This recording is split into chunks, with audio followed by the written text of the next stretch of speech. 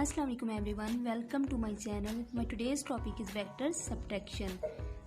आज हम देखेंगे कि वेक्टर्स को हम ग्राफिकली कैसे सब्ट्रैक्ट करते हैं। यहाँ हमने दो वेक्टर्स लिए हैं, वेक्टर ए और वेक्टर बी। दो वेक्टर्स ड्रा किए हैं और हम ए में से जो वेक्टर ए है उसमें से वेक्टर बी को सब्ट्रैक्ट करना चाहते हैं। तो हम लिखेंगे ए माइनस बी या A plus vector A plus negative vector B.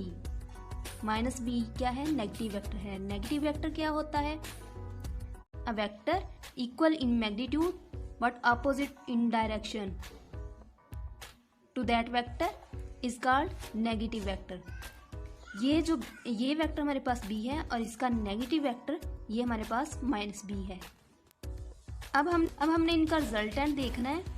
तो रिजल्टेंट के लिए हम इन वेक्टर्स को रीड्रा करेंगे, लेकिन रीड्रा करते हुए ये ख्याल रखना है कि हमने जो हमने पहले ड्रा करते हुए वेक्टर्स की डायरेक्शन और मैग्नीट्यूड लिया था वही डायरेक्शन और मैग्नीट्यूड उनकी रखेंगे। इस चीज़ का ख्याल रखना है।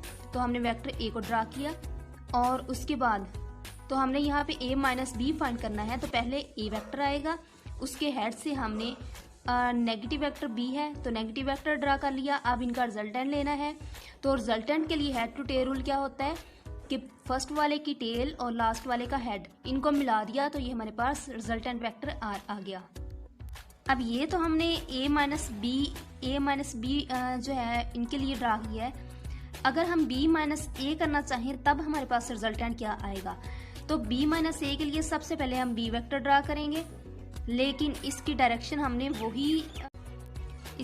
वही है जो रियल वेक्टर की डायरेक्शन थी।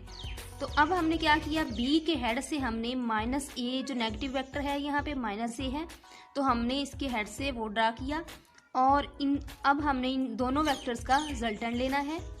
तो रिजल्टेंट के लिए हेड टू टेल रूल कैसे हम रिजल्टेंट लेते हैं? हेड टू टेल रूल से फर्स्ट वाले की टेल लास्ट वाले के हेड से मिला दें तो ये हेड टू टेल रूल के अकॉर्डिंग हमारे पास रिजल्टेंट वेक्टर आ जाएगा। इसको हम आर डैश कह लेते हैं।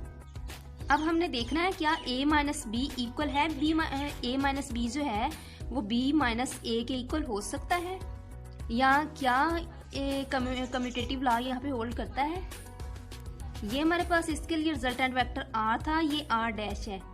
तो क्या ये इक्वल वेक्टर्स हैं? क्या आर और आर डैश इक्वल वेक्टर्स हैं? तो ये इक्वल वेक्टर्स नहीं हैं। क्यों नहीं है? क्योंकि इक्वल वेक्टर्स के लिए वेक्टर जो दो वेक्टर्स हैं उनका मैग्नीट्यूड भी सेम होना चाहिए और उनकी डायरेक्शन भी सेम होनी चाहिए। तो यहाँ पे अगर मैग्नीट्यूड सेम हो भी तो डायरेक्शन सेम नहीं है दोनों की। आर डैश और आर की डायरेक्शन सेम नहीं है, इसलिए ये इक्वल तो बिल्कुल भी नहीं है।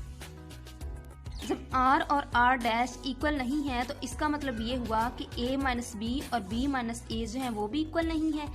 R is not equal to R dash, it's mean A minus B is not equal to B minus A. इसका मतलब ये हुआ कि यहाँ पे कम्यूटेटिव लॉ होल्ड नहीं करता, ए माइनस बी इक्वल नहीं होता बी माइनस ए के। लेकिन अगर हम इनको इस तरह से लिखें प्लस लगा के vector A plus negative vector B is equal to negative vector B plus A, अगर हम इनको इस तरह से लिखें तब ये कम्यूटेटिव है, यानी एडिशन कम्यूटेटिव है, लेकिन सब्ट्रैक्शन जो है वो कम्यूटेटिव नहीं है। वेक्टर सब्ट्रैक्शन कम्यूटेटिव नहीं है, एडिशन कम्यूटेटिव है।